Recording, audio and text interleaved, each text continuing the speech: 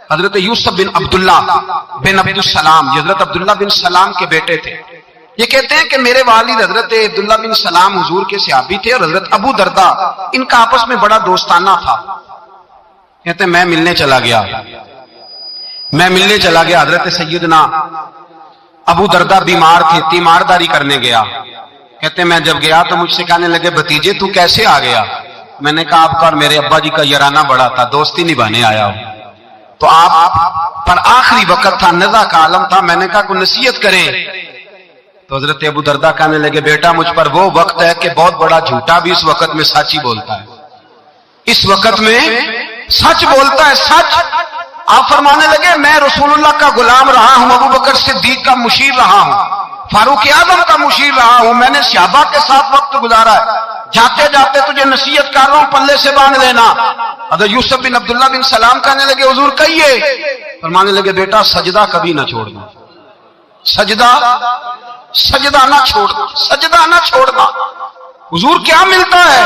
فرمایا میں نے اپنے نبی سے سنا ہے کہ بندہ رب کے سب سے زیادہ قریب اس وقت ہوتا ہے جب اس نے اپنا سر سجدے میں رکھا ہوتا ہے.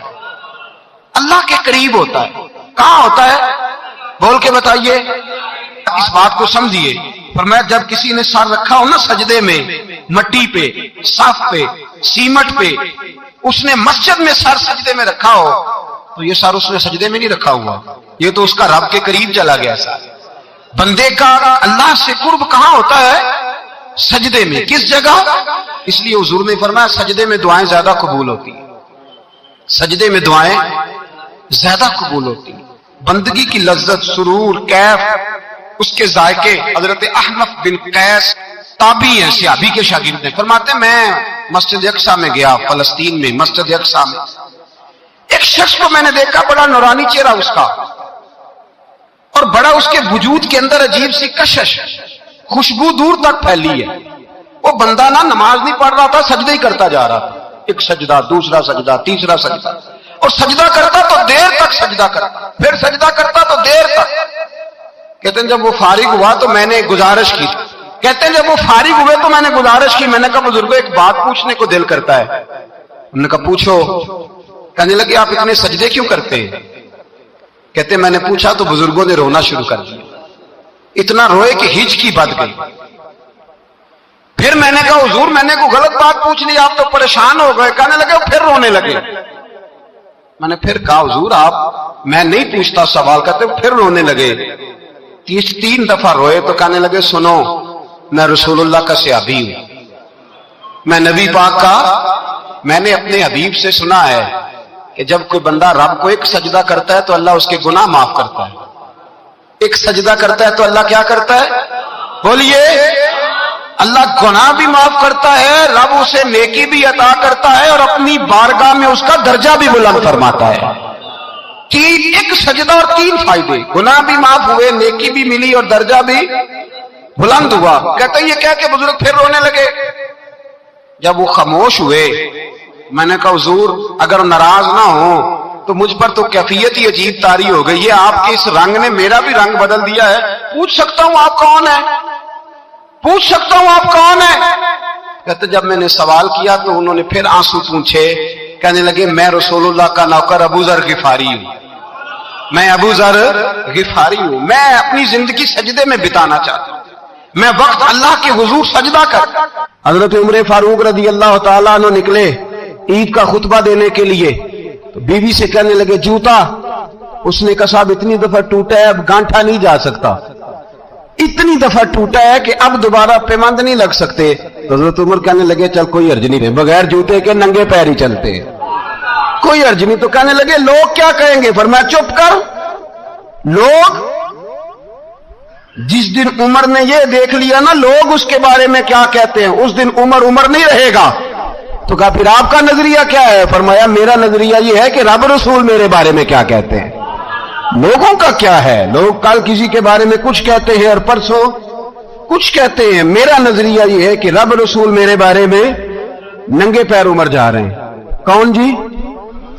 میں بڑا ماڑا. اچھا جناب کیا غربت ہے؟ 10 قسم کے جوڑے لٹکے ہوئے ہیں کمرے میں، اور پہننے کی فرصت نہیں، سویرے کیا پہننا ہے، شام کیا پہننا ہے، 15 سوٹ کٹھے استری ہو کے لانڈری والا بھیج رہا ہے، اور تو غریب ہے، تو بہت بڑا غریب ہے۔ اس لیے کہ غربت پیسوں کی وجہ سے نہیں ہوتی، غربت تو دل کی ہوتی ہے۔ تو واقعی بڑا غریب ہے اور تو غریب ہی رہے گا۔ امیر تو عمر فاروق تھے جو ننگے پاؤں چلے گئے عید کی نماز پڑھانے، تو رستے میں جو ملا کہنے لگا عمر جوتا تو پہن لو۔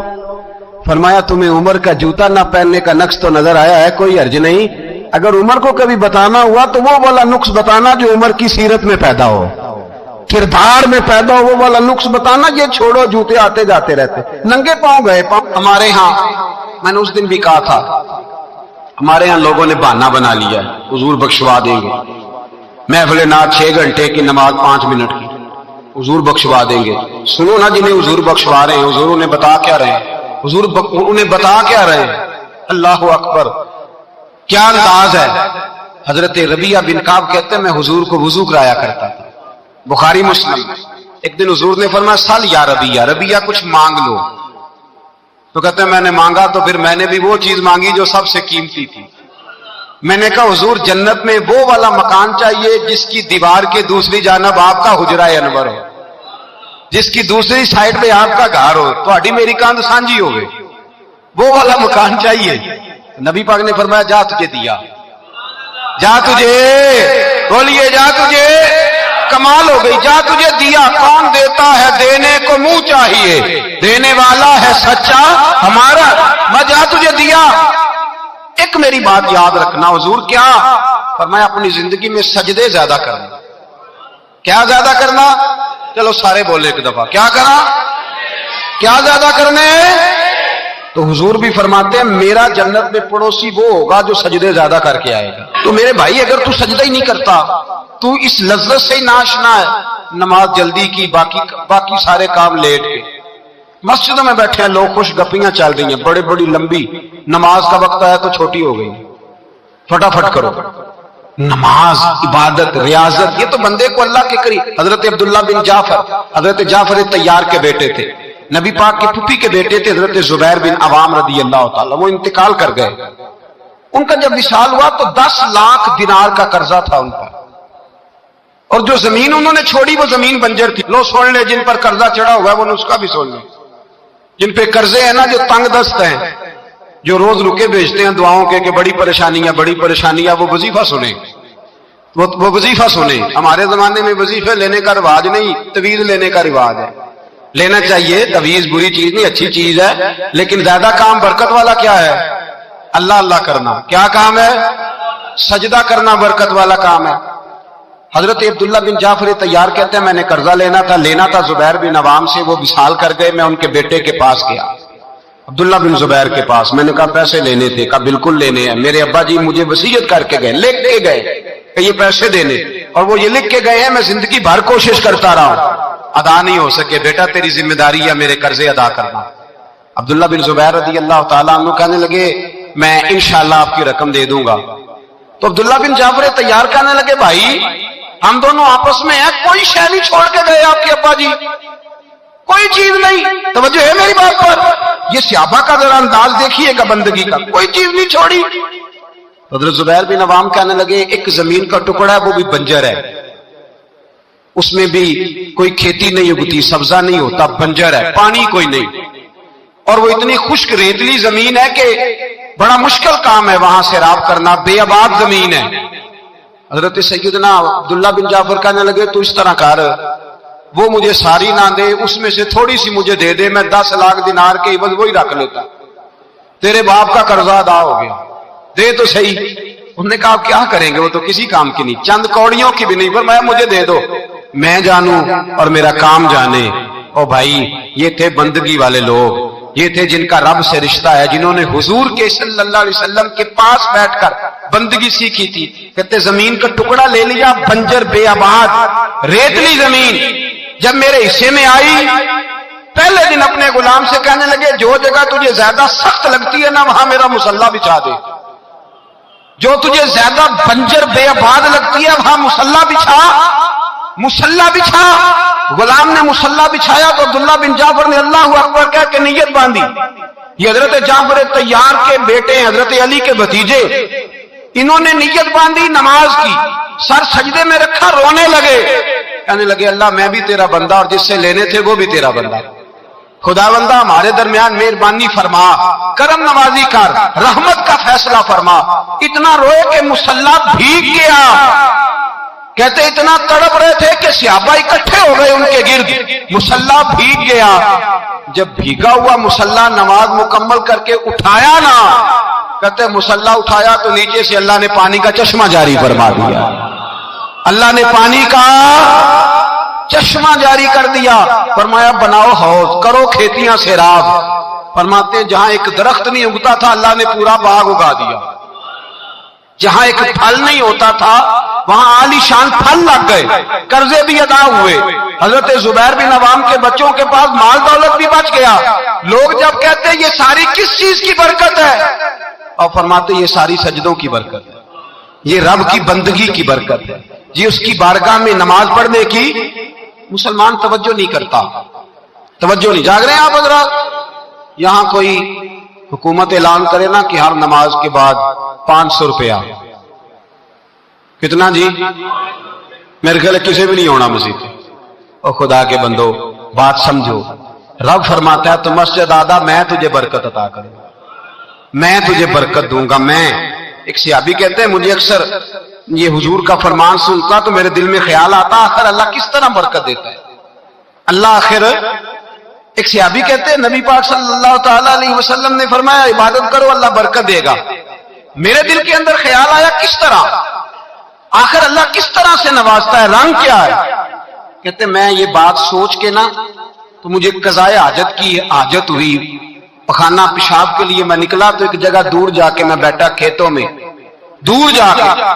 कहते मैं पेशाब कर रहा था तो एक चूहा अपने बिल से निकला और एक हीरा मेरे पास रख गया। मैं पेशाब कर रहा हूं, कहते फिर गया अंदर तो एक हीरा और रख गया, फिर गया तो फिर रख गया, फिर गया तो फिर रख गया, कहते 15 हीरे छोड़ गया।